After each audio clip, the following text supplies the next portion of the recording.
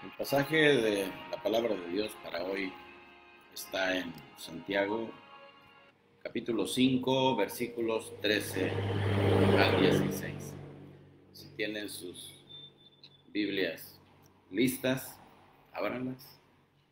Santiago, capítulo 5, versículos 13 al 16. Este es nuestro pasaje de hoy. Es un tema controversial el de hoy. A veces es tentador escapar de estos temas, no tocarlos mejor para no meterse en complicaciones, porque hay cosas en que el pueblo de Dios se divide en opiniones, en interpretación bíblica, y este es uno de ellos. Y estoy seguro que hay algunos que me van a escuchar esta mañana que pues, no van a estar de acuerdo conmigo en lo que voy a decir, pero sigue siendo la palabra de Dios y no debemos escoger qué trozos de la palabra de Dios nos agradan y cuáles no, cuáles entendemos, cuáles no. Debemos aceptar toda la palabra como lo que es la palabra de Dios, debe dársele ese respeto, esa consideración, tomarla en cuenta. Nuestro pasaje dice así: ¿está alguno entre vosotros afligido? Haga oración. ¿Está alguno alegre? Cante alabanzas. ¿Está alguno enfermo entre vosotros? Llame a los ancianos de la iglesia y oren por él, ungiéndole con aceite en el nombre del Señor. Y la oración de fe salvará al enfermo, y el Señor lo levantará. Y si hubiere cometido pecados, le serán perdonados. Confesaos vuestras ofensas unos a otros y orad unos por otros para que seáis sanados. La oración eficaz del justo puede mucho. Este es nuestro pasaje de hoy.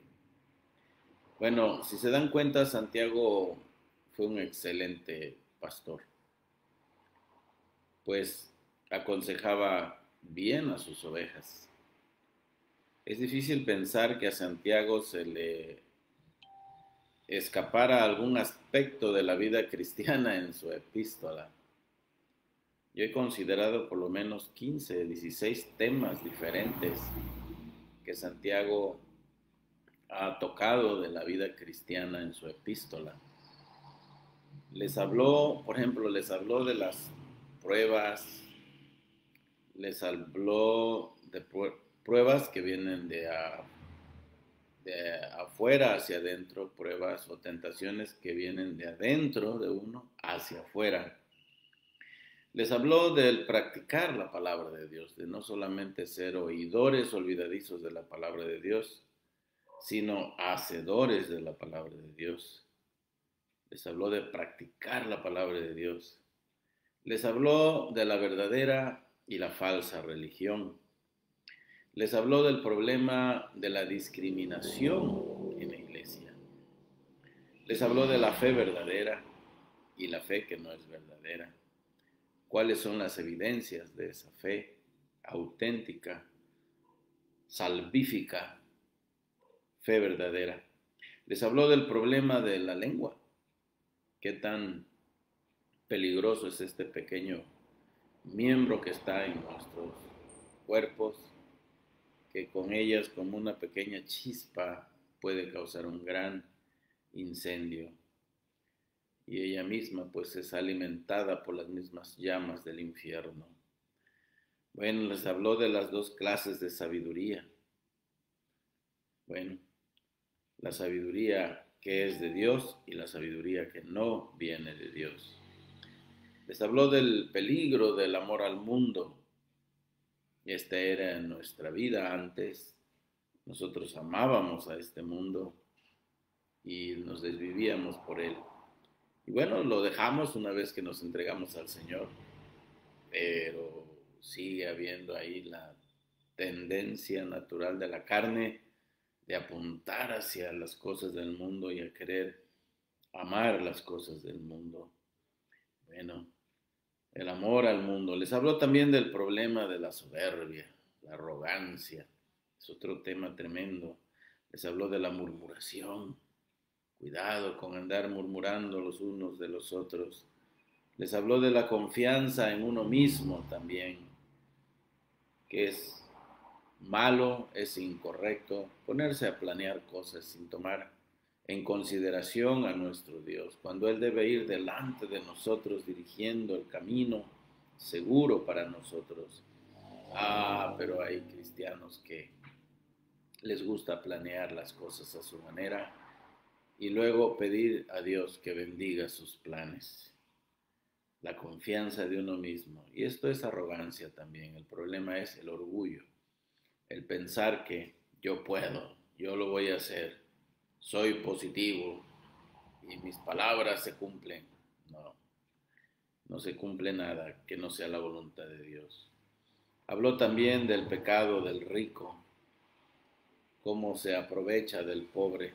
Denuncia aquí el pecado del rico Santiago de manera muy clara. Luego les habló de la paciencia, luego les habló del jurar, que es mejor decir sí o decir no, que nuestro sí sea sí y nuestro no sea no. Que el cristiano debe ser una persona confiable, una persona de confianza. Bueno, pues aquí lo tienen ustedes, son 15 temas diferentes. Yo creo que era un predicador temático, Santiago. Él apuntaba a ciertos temas y los predicaba, los enseñaba, hacía énfasis en ellos, porque él tenía la carga de que su iglesia estuviera andando bien delante del Señor. Bueno, pues ahora el tema que trata es un tema controversial. Él nunca se imaginó tal vez que los cristianos íbamos a considerar de distinta manera este pasaje. Y básicamente les voy a decir, sobre todo cuando llegamos al asunto de la unción con aceite, ¿verdad? Ungir con aceite. Es ahí donde está básicamente el problema. Que algunos, se divide esto prácticamente en dos partes, hay dos maneras de que se interpreta, ¿verdad? Entonces algunos opinan que lo que está sugiriendo Santiago es simplemente, si te sientes enfermo, pues sí, haz oración, pero pues también vete al doctor. Vete a que te recete, tómate tu medicina y componte. Algunos así opinan. Sí, que Santiago lo que está sugiriendo aquí es váyanse a ver al doctor. Bueno, no lo veo aquí por todo el pasaje, diciendo Santiago eso, pero hay quienes así opinan. Otros se van al extremo y dicen, bueno, pues la única manera de tratar el problema de salud en los cristianos, pues es por medio de la oración, nada más. Y no se debe intentar ir a un doctor y que te recete y tomar medicamentos, mucho menos ir a un hospital, porque eso sería evidencia de que no se está poniendo la fe en el Señor. Y bueno, pues déjenme así rapidito contarles un caso que vi en la sierra de Oaxaca, allá cerca de Usila, Oaxaca, había un pastor que enseñaba así. Entonces era una iglesia pentecostés, obvio, esto se da mucho en el pentecostalismo. No todas las iglesias pentecosteses eh, enseñan así y actúan así, pero hay muchas que sí lo hacen.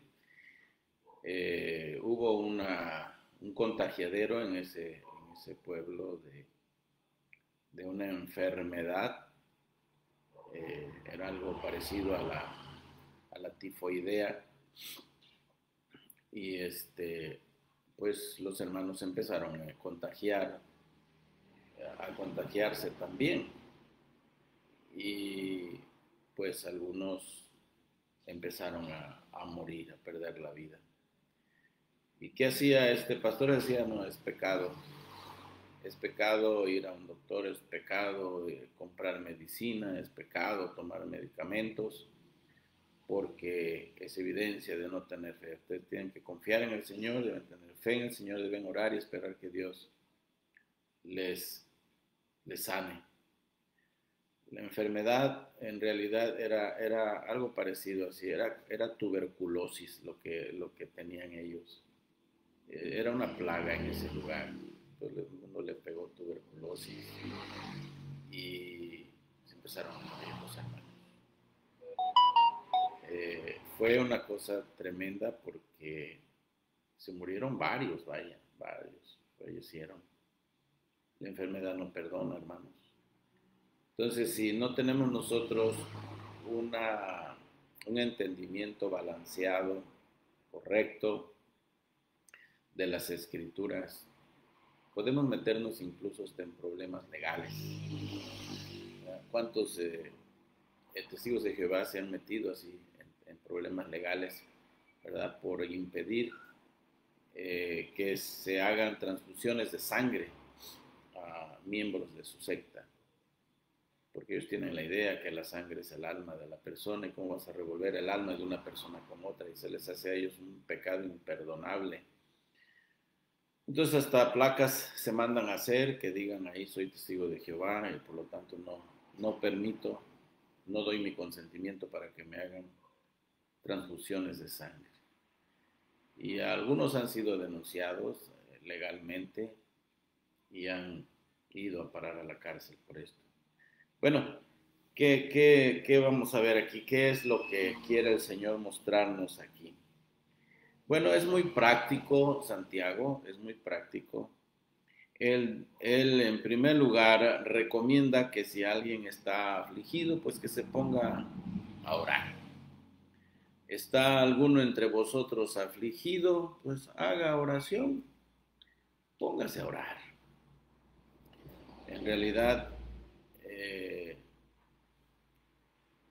¿de dónde venía esta aflicción de los hermanos que estaba pastoreando Santiago?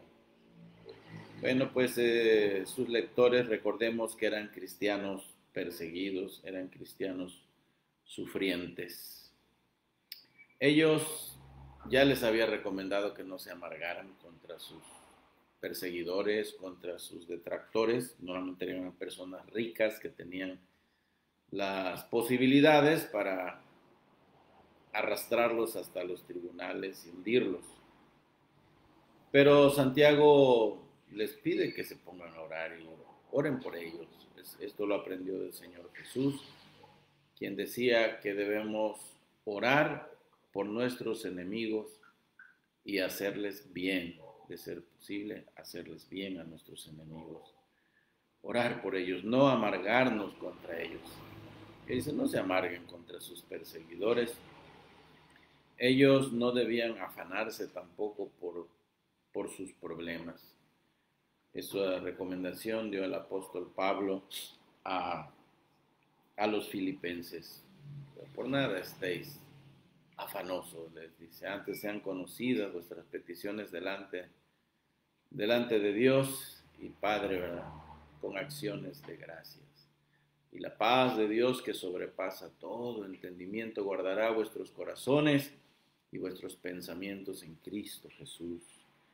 No debían afanarse por nada. No debían ellos preocuparse tanto porque todo estaba en las manos de Dios.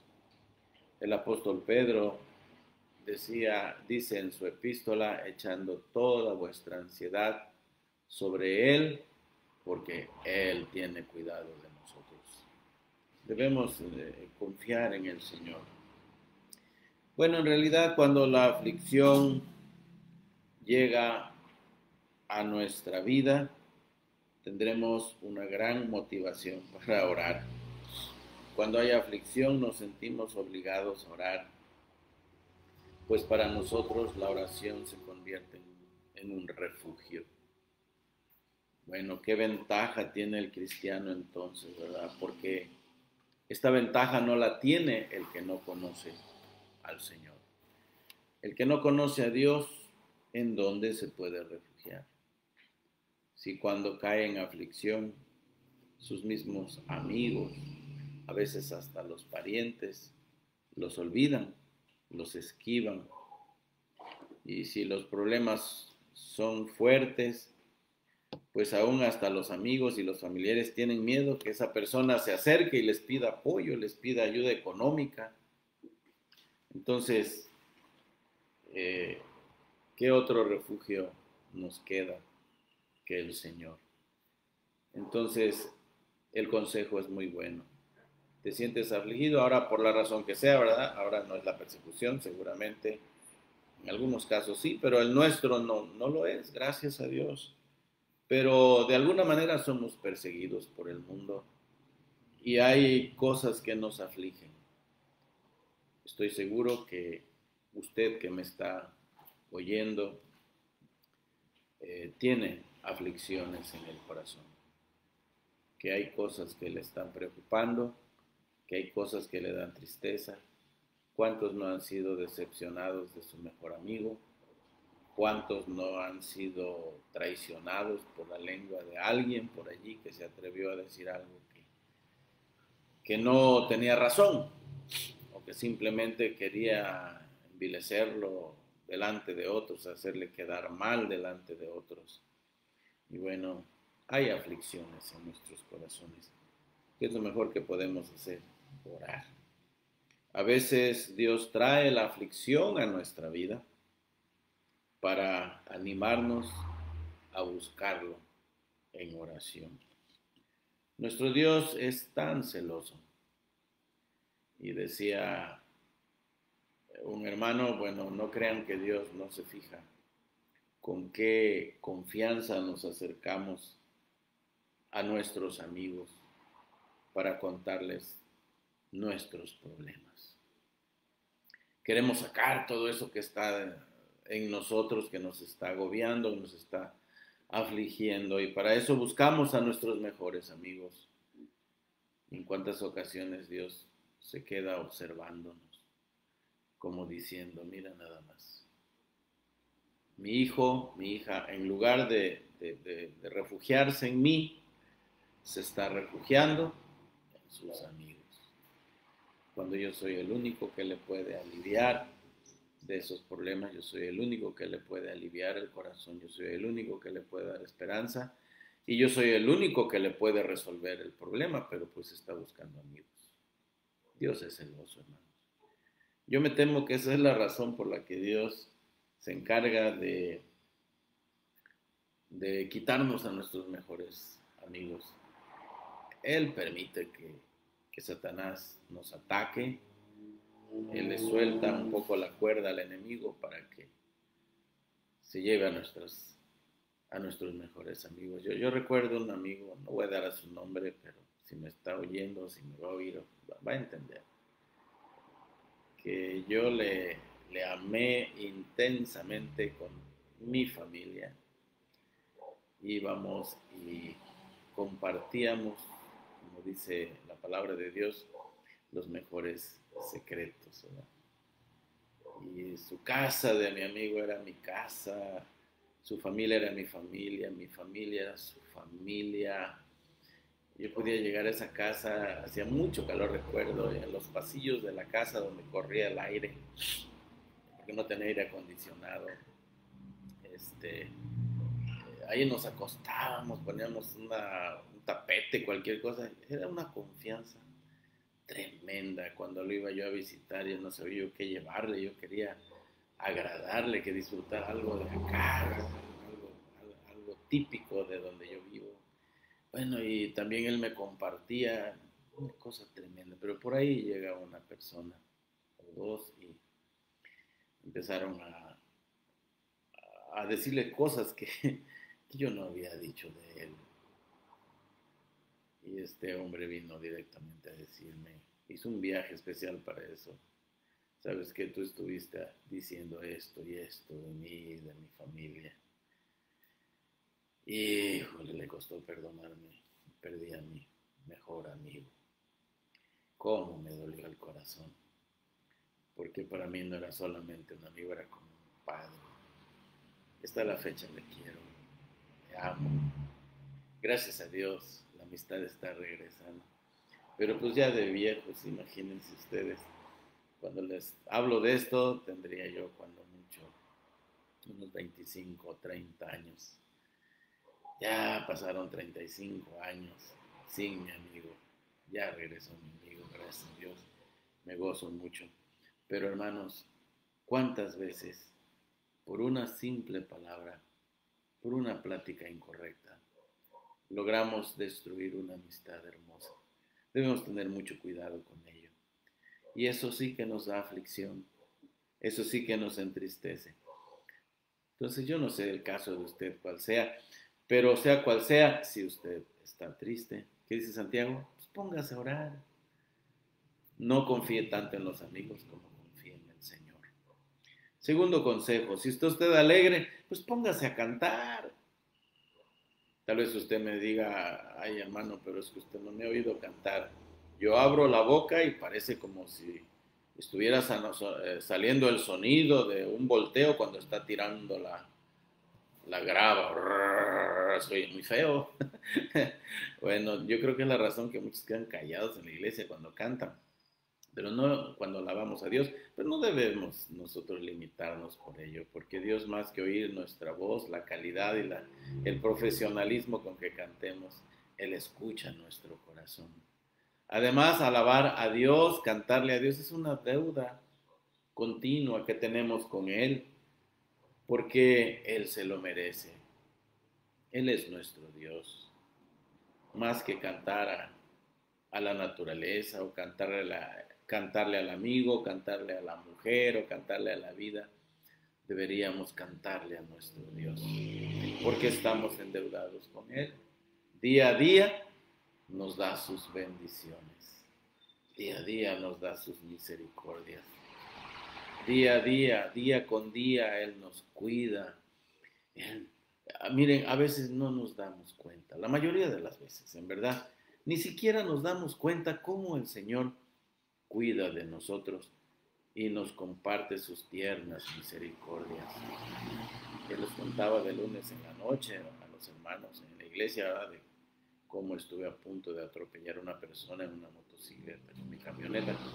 Dios me libró, llegué a mi casa tan agradecido que llegué a darle gracias a mi Dios, que en lugar de estar allá en los juzgados, con la policía, dando declaraciones y tratando de escapar de la cárcel, o en una celda, o en los separos, ahí esperando, estaba yo cenando con mi familia, tan feliz y tan agradecido con mi Dios. Hermanos, nuestro Dios es bueno.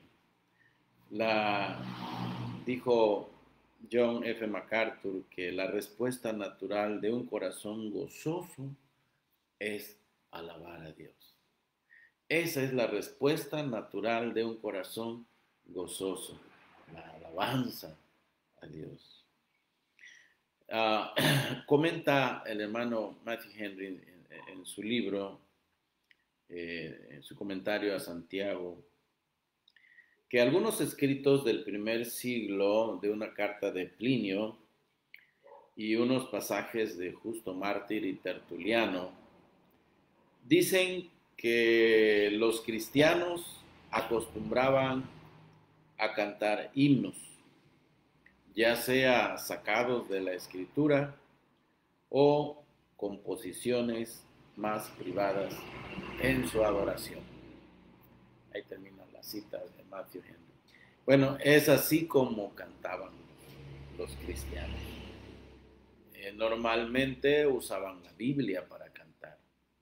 Ellos entonaban salmos. Pero también hacían composiciones que tenían que ver con la experiencia que estaban viviendo. Bueno, hoy día hay cantantes cristianos que se distinguen por meterse a la Biblia para cantarles. Les gusta mucho usar los salmos, usar textos aquí de la palabra de Dios, les ponen música. Hay otros que prefieren narrar sus experiencias de la vida cristiana en sus cantos. O sea, las dos cosas son válidas. Yo me inclino más a pensar a la idea de que deberíamos usar más la palabra de Dios para cantar. Una de las razones que a mí me gustaban mucho los corarios de el hermano Blaker era precisamente porque en sus corarios usó muchos textos de la Biblia y de alguna manera me ayudaba a mí a memorizar los textos de la Biblia cantándolos y además pues muchos salmos que usaba el hermano Felipe Blake en sus corarios.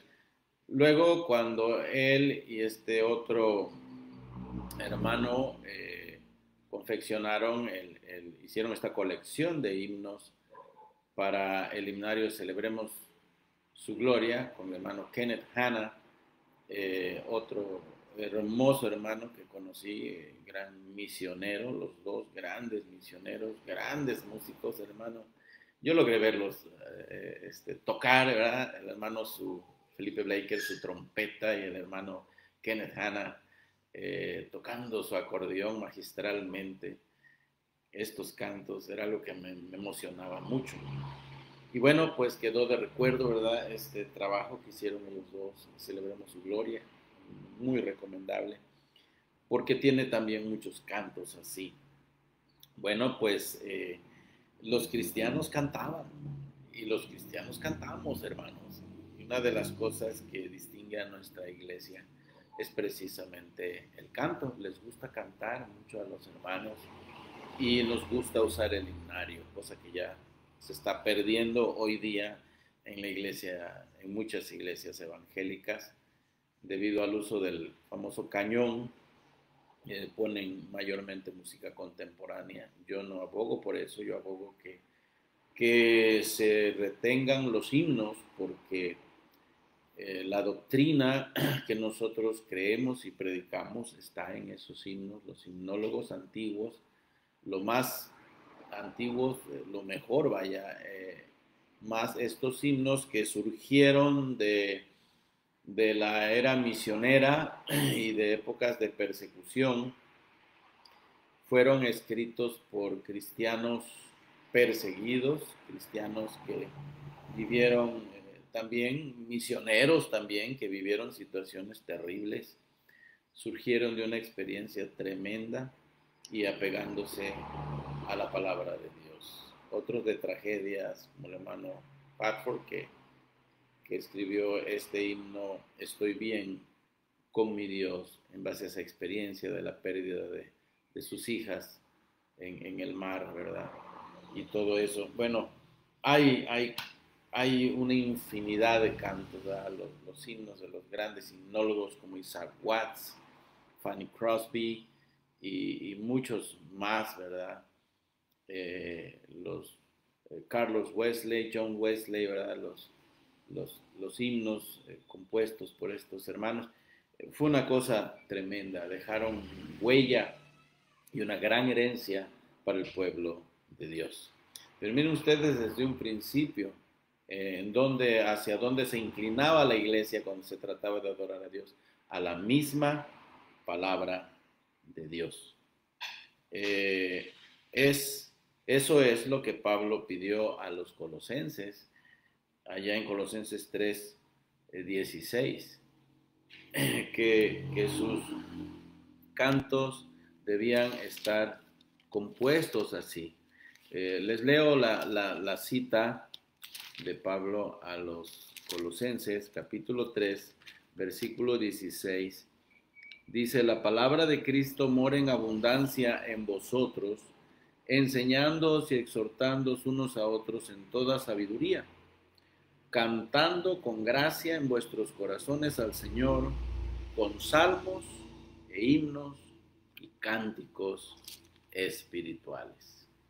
Salmos e himnos y cánticos espirituales. A veces por falta de meternos un poquito en la lectura, a veces no entendemos bien lo que el escritor está diciendo. En este caso, Pablo quiere decir con salmos, himnos y cánticos espirituales. Bueno, hay una variedad aquí de estilos que él está sugiriendo, no tanto el estilo de música, sino está hablando de la composición en sí, que es algo que está basado y sacado directamente de la palabra de Dios. Ustedes han escuchado que los judíos, ¿verdad?, tienen como himnario el libro de los Salmos. Así se le llama el himnario de los judíos, porque ellos cantaban los salmos que escribió David, los salmos que escribían los distintos autores de los mismos, ellos los cantaban. Ahora, son llamados en realidad, estos son salmos de David. Cuando habla de salmos, himnos y cánticos espirituales, no está diciendo, como algunos he escuchado, bueno, está diciendo que cantemos salmos, pero también que podemos cantar coritos y podemos cantar esto y aquello y lo otro. No está refiriéndose necesariamente a eso, pero sí está hablando de composiciones de David, que en hebreo hay tres estilos aquí mencionados en el hebreo. Los judíos les llaman los shurim, algún día les podré platicar más de esto. Shurim, otros le llaman tehilim, y los otros se llaman mismorim. Entonces son variantes en los salmos. No tenemos tiempo para dedicarle todo a esto, pero son variaciones en los salmos. Estos son escritos por David, los shurim, los tehilim y los mismorim. Uno de los mismorim pues sería el Salmo 23, tan conocido, ¿verdad? Que se llama Salmo de David, así comienza en realidad el escrito con el título, Salmo de David, un mismorim o un mismor le David, como se dice en hebreo, mismor le David, Adonai roilo exar vino de sheyar bitseni. Es el Salmo 23, el primer versículo, es canto de David, Jehová es mi pastor, nada me faltará. Es un salmo de los más cantados y es un mismor o un mismorín le David. Qué hermoso, ¿verdad? Quiera Dios que nuestra música se distinga por ello y que seamos animados al entender esto, a buscar más la palabra de Dios para adorarle. Miren, la debilidad de la música cristiana contemporánea, les voy a decir cuál es. En primer lugar, es la poca profundidad doctrinal, la poca profundidad bíblica que hay en los cantos modernos. Eh, Algunos me consideran muy radical al respecto, e incluso hasta caigo mal, ¿verdad? Porque la modernidad es vete tras los coros, vete tras la música contemporánea. Eso es lo que está pegando hoy en la iglesia y eso es lo que está jalando más gente hoy en la iglesia. Bueno, si la intención de los dirigentes de iglesias, de los pastores, es jalar gente, bueno, sí, pero no es lo correcto y no es mi intención jalar gente. Eso no significa que no me agrada que se salven las almas, sí, pero yo no soy un comerciante del evangelio. Eso sí pueden tener toda la seguridad. Y a mí no me importa si estamos reunidos 10, 20, 100, 200, 300 en la iglesia. Eso a mí me tiene muy sin cuidado siempre y cuando estén allí los correctos, estén allí los que van porque en verdad quieren oír la palabra de Dios, quieren adorar a Dios. Entonces, no es por la música que debemos atraer a la gente. Debe ser la palabra de Dios. Y si no es la palabra de Dios el punto principal de atracción, bueno, ¿qué vamos a responder en el día del juicio? ¿Qué vamos a decirle al Señor? Tengamos mucho cuidado con eso. Pero ese es otro tema que está tremendo. Lo que está sucediendo hoy en la iglesia cristiana. Cuidado. Bueno, le voy a parar aquí a esta parte del canto, porque sí es un tema bastante complicadito, ¿verdad? Para muchos. Pero quédense con esto. Si usted está afligido, está lastimado, está triste, póngase a orar. Y si usted está contento, está alegre, está feliz, póngase a cantar al Señor. Porque todo lo que usted disfruta viene del Señor. Y si va a cantar al Señor, bueno, preocúpese por ser bíblico para adorar a Dios. Les dije que la debilidad es la poca profundidad doctrinal que hay en estos cantos modernos. Y una frasecita por ahí que se acomoda a un ritmo candencioso que le gusta a la gente y solamente lo repiten y lo repiten y lo repiten y lo repiten y lo vuelven a repetir y ay, pues qué bonito se siente y ahí están moviendo, están a todo dar. Cuidado, no sea que lo que se esté haciendo solamente es pasar un rato bien, agradando a nuestra carne, en lugar de agradar al Señor. A Él le gusta escuchar su palabra, eso sí se los aseguro. A Él le agrada la palabra, su palabra, la palabra de Dios. Y se dan cuenta, la letra es corta, pero la música es candenciosa, es rítmica. La gente les gusta gritar, les gusta silbar, les gusta aplaudir, les gusta pasarla bien. Ahora, yo no digo que sea malo sentirse bien en una reunión, ojalá que cuando estemos ahí nos sintamos bien, pero que lo que nos esté haciendo sentir bien sea algo espiritual y no carnal. Bueno, es mi consejo, aunque piensen que soy muy radical. Y mientras viva y dirija Iglesia Bautista Belén, se van a aguantar. Vamos a meternos en la palabra de Dios y los himnos se van a quedar, aunque me odien, se van a quedar allí, porque es lo único que les va a dar solidez a la vida espiritual, que se meta uno a la palabra de Dios y meterles la palabra de Dios hasta por los oídos a la gente y hasta por los poros de la piel. Que Dios nos dé fidelidad en eso. Y bueno, vamos a la recta final, que es la última parte. ¿Qué hacer cuando alguien está enfermo? Aparte de orar, ¿qué hay que hacer cuando alguien está enfermo? ¿Y cómo se debe orar? Bueno, pues Santiago recomienda que llamemos a los ancianos de la iglesia. Se llama a los ancianos de la iglesia y oren por él, ungiéndole con aceite en el nombre del Señor. Y la oración de fe salvará al enfermo. No necesariamente dice sanará la primera vez, es hasta después. Dice, y la oración de fe salvará al enfermo y el Señor lo levantará. y si hubiere cometido pecados, le serán perdonados. Confesaos vuestras ofensas unos a otros y orad unos por otros para que seáis sanados. La oración eficaz del justo puede mucho. Qué pasaje, ¿verdad? Pero ¿cómo nos dividimos los cristianos aquí? Y ya les dije al principio, por fe. ¿Por qué?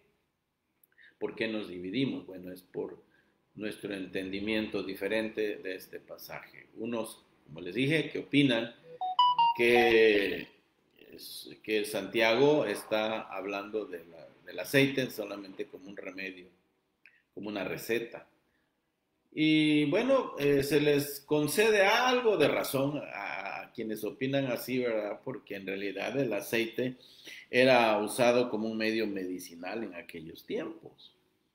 A ver, si usted va a la parábola que dio Jesús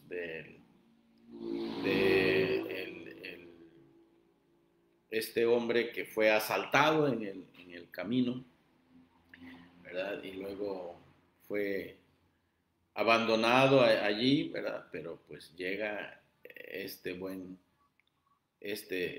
buen hombre y lo levanta y se lo lleva y lo mete a un mesón y paga su estancia y curaciones y todo, ¿verdad? El famoso buen samaritano. Y y dice que lo curó, lo vendó y lo curó con aceite, lo ungió con aceite.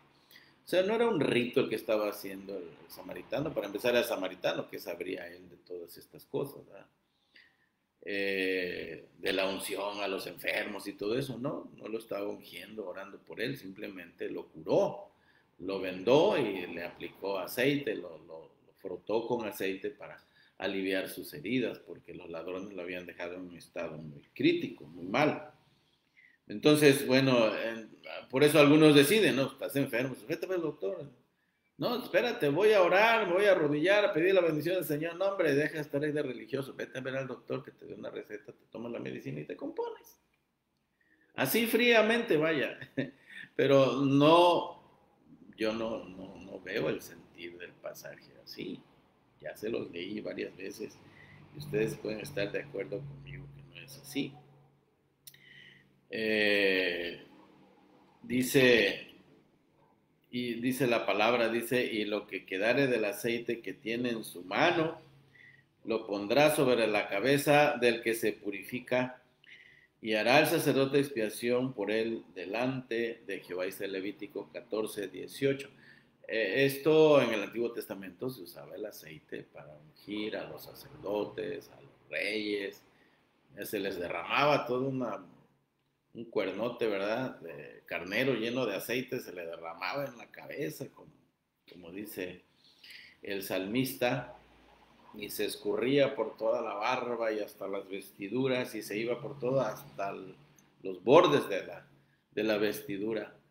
Y era la manera de indicar que una persona había sido seleccionada para a un ministerio especial, como es el caso del sacerdocio, o en el caso de los reyes, es así como eran ellos ungidos. Pero en este caso se habla de la práctica de la unción a los enfermos. ¿Podría estar pensando Santiago en un tratamiento medicinal para los hermanos que eran maltratados en la persecución? Pues es probable, es probable. En Marcos 6:13 nos dice que echaban fuera demonios los discípulos del Señor y ungían con aceite a muchos enfermos y sanaban. No está diciendo los curaban con aceite como si fuera un remedio, ¿verdad? Una receta medicinal, algo así. No, ellos oraban por los enfermos, los ungían, les untaban, les frotaban aceite. Seguramente era aceite de oliva, ellos usaban este aceite para ello. Y lo usaban para cocinar, lo usaban para hacer cosméticos, para hacer jabones, tantos usos que tiene el aceite de oliva, pero también para ungir a los enfermos. Ahora, ¿qué mal uso se le ha dado a este texto? Vamos a concluir ahorita ya. pero déjenme decirles que se le ha dado mal uso a este texto. La Iglesia Católica lo ha usado como lo ha usado como su base bíblica para enseñar la práctica del sacramento de la extrema unción. Es un rito, ¿verdad?, que se da en la Iglesia Católica ya de preparación para aquel que está agonizante, aquel que va a morir, ¿verdad? Y es un aceite que es preparado solamente por el obispo, por un obispo. De ahí en fuera nadie, un cura párroco no lo puede hacer, tiene que ser un obispo, un hombre de alto rango, ¿verdad?, en el clero católico. Y bueno, pues le unta en sus distintas partes del cuerpo con el cual se supone hubiese pecado y ya supuestamente a través de esto lo purifica, lo limpia para que ya que muera, pues se vaya derechito al cielo, ¿verdad? Bueno, otro mal uso, algunos de nuestros hermanos carismáticos enseñan que esta es la función de los sanadores, como si estuviera diciendo Santiago, si alguno se enferma, pues vaya y llame a Cash Luna o llame a Guillermo Maldonado, ¿verdad?, para que lo cure, para que lo sane. No está diciendo eso, no está diciendo vaya y llame a los sanadores, porque algunos se dan esto, ¿verdad?, de decir, no, pues ya ven, ahí está diciendo la Biblia, tú tienes que buscarme, tienes que venir a verme, o tienes que llamarme. No, está diciendo llame a los ancianos de la iglesia. ¿Quiénes son los ancianos de la iglesia? Pues son los pastores, son los que están cuidando el rebaño, tan simple como esto. Llama a los pastores. Y la palabra que usa Santiago aquí en el idioma en que lo escribió, que es el griego, pues es la palabra presbútero. Es la palabra presbútero o presbítero, la traducción al español, la palabra presbítero. Pues es aquel que está al cuidado de una iglesia, es un pastor, es un anciano también. Así se les llama también a los pastores, ancianos, presbíteros, sobrevedores, aquellos que están al cuidado de la iglesia del Señor. Y mire, ¿qué es lo que impide que el hermano enfermo llame al pastor? Pues puede ser su falta de creer lo que dice este pasaje, o puede ser su orgullo, su soberbia. Dios ha establecido algo tan simple como esto. Dice, pues, llama a los pastores que vengan a orar por ti. Hay iglesias que tienen varios, practican la multiplicidad de ancianos, está bien. Y si nada más tienes un pastor, pues llama a tu pastor, dile que vaya a orar por ti. Y bueno, dice Matthew Henry, como dice este pasaje, no solo lo dice Matthew Henry, lo dice aquí, él solamente repitió lo que dice aquí, que en ocasiones la enfermedad está relacionada con alguna situación pecaminosa. Y bueno, pues no va a ser las veces aquí el pastor de un sacerdote, pero si la persona tiene algo que está mal en su vida, y con esto no voy a decir, no crean que estoy insinuando siquiera que todo aquel que se enferma porque está en pecado, no, tampoco. Dios a veces trae la enfermedad a nuestra vida sin que pequemos. Él está ejercitando entre nosotros la disciplina del Espíritu Santo y nos está entrenando a través de situaciones así. A veces nos manda a la cama un largo rato y en ese largo rato nos está entrenando, nos está enseñando, nos está educando o nos está preparando para algún servicio en especial en su obra, en su reino. Y debemos estar atentos a ello. Pero bueno, si hay algo que confesar, más vale que lo confesemos. Porque promete, Santiago dice, llame a los ancianos de la iglesia, oren por él ungiéndole con aceite en el nombre del Señor. Ahora, con esto tampoco estoy diciendo que hay algo mágico en el aceite. Que el aceite tiene la capacidad de sanar, porque no es así. El único que puede sanarnos es el Señor, no el aceite. Pero Él está pidiendo un acto humilde de obediencia. Agarra un poco de aceite y que te frote el aceite. ¿Qué te va a hacer? Ahora, usted tal vez entiende así, no, pues está diciendo que vaya al doctor. Bueno, tampoco es pecado ver a un doctor y que te dé una buena receta. Dios por algo hizo las cosas y por algo esas personas tienen conocimiento del cuerpo humano para saber cómo tratarlo también, algunas cosas. Y eso hasta donde Dios les permite, ¿verdad? Porque si Dios ha decidido llevarnos a casa, a pesar del mejor tratamiento y el mejor doctor, nos vamos a ir a casa con el Señor. No hay nada que lo detenga. Cuando Él así lo ha decidido, así va a ser. Pero mientras no, ¿qué nos cuesta obedecer? ¿Qué nos cuesta ser humildes, ser sencillos, nada más, y hacer lo que dice la palabra de Dios? El aceite no tiene cualidades curativas, pero hay que obedecer. Y es la oración de fe, una oración especial que sana. No, no hay una oración de fe especial. Lo que está diciendo aquí puede ser, bueno, simplemente ora creyendo, sé sencillo, solamente obedece y puedes esperar que sucedan grandes cosas. Miren, la oración de fe es una oración sencilla, no la que hace el supuesto sanador, la hace el anciano o pastor. Pero la oración de fe, como dice Matthew Henry, es terapéutica para el alma y también para el cuerpo.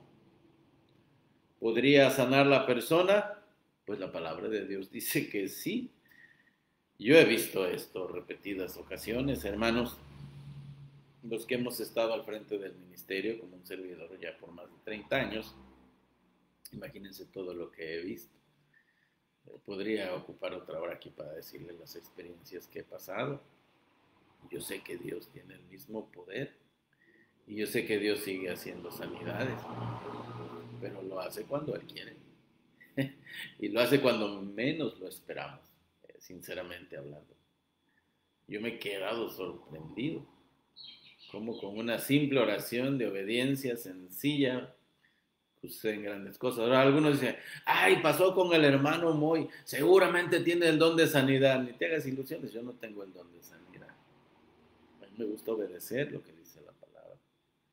Y si me manda untarle aceite, usted lo voy a hacer con humildad. Y voy a esperar que Dios haga lo que Él quiera. Puede que Dios le levante, puede que Dios se lo lleve a casa. El hecho de que ya me ha sucedido en ocasiones no quiere decir que yo sea el gran sanador. No lo soy. El único sanador que lleva el crédito es mi Señor Jesucristo. En ese sí puedes confiar. Yo soy un vil pecador, salvado por gracia, que Dios en ocasiones ha querido escuchar. Y no sé por qué se ha atrevido a hacerlo. Él ha sido así conmigo. Pero bueno, tenemos que aprender a confiar y simplemente obedecer lo que dice la palabra de Dios. Y pueden suceder grandes cosas, hermanos. Moisés y el pueblo oraron con todo el pueblo. En Números 11:12 dice, y el fuego que Dios había enviado, sí, ¡fum!, se apagó. La iglesia estaba orando por Pedro, allá en Jerusalén, ¿verdad? Cuando estaba Pedro encarcelado y ya no había esperanza de que pasara por esos 3 puntos de guardias romanas, y salió como si estuviera saliendo de su casa. Y la iglesia estaba orando, pidiendo a Dios liberación para Pedro. Y cuando Pedro llegó a tocar la puerta, esta muchacha ni siquiera de la emoción salió corriendo a ver a los hermanos, que si lo vienen persiguiendo ahí lo agarran otra vez. y todavía los hermanos le dijeron, chamaca, estás loca, no es cierto, ¿cómo? Si Pedro está encerrado allá en la cárcel y hay tantos guardias, tantas puertas de fierro allá, ¿cuándo va a salir? Hermanos, la oración tiene poder. Dios hace grandes cosas, hasta se liberan grandes guerras allá en el firmamento entre los ángeles y los demonios. Se desatan grandes guerras a través de la oración. Pero hermanos, la pregunta es, ¿creemos lo que dice la palabra de Dios? y estaremos dispuestos a obedecer. Ah, no, yo no, a mí que no me confundan con un pentecostés loco. Ah, cuidado, no, ni siquiera andes hablando mal así de los hermanos que no son de tu denominación. Tienes que amarlos y respetarlos. También son hijos de Dios. Y el hecho de que se distingan por poner en práctica mucho este pasaje, no quiere decir que sean dignos de nuestro desprecio, ¿verdad? Y difamación. Simplemente obedezcamos la palabra de Dios. Eso es todo lo que nos pide. Eso es todo lo que nos pide. Nada más obedecer la palabra de Dios y pueden suceder grandes cosas. Tengamos cuidado con no obedecer la palabra de Dios. Bueno, ¿está alguno afligido hoy? Bueno, póngase a orar. ¿Está contento? Cántele al Señor, cántele. Alabe al Señor. Y si está enfermo, pues échenle una llamada. Usted tiene a su pastor, llame a su pastor. Tiene varios, llame a sus pastores que vayan a orar por usted. Si usted tiene algo que decirle al Señor y sabe usted que Dios le está tratando con usted a través de esa enfermedad, pues, ¿qué espera? Confiésele su pecado a su Señor y puede que Dios lo levante hoy día mismo, hoy, en este mismo día, hoy mismo. Puede que Dios lo levante de su cama, de su enfermedad, como he visto hacerlo varias veces. Mis queridos hermanos, recuerden que Dios está ahí por ustedes, como lo está por mí. Que Dios les bendiga grandemente y pues el día de mañana, si Dios lo permite, estaremos de nuevo conectados a través de esta transmisión. Que Dios les bendiga, mis queridos hermanos.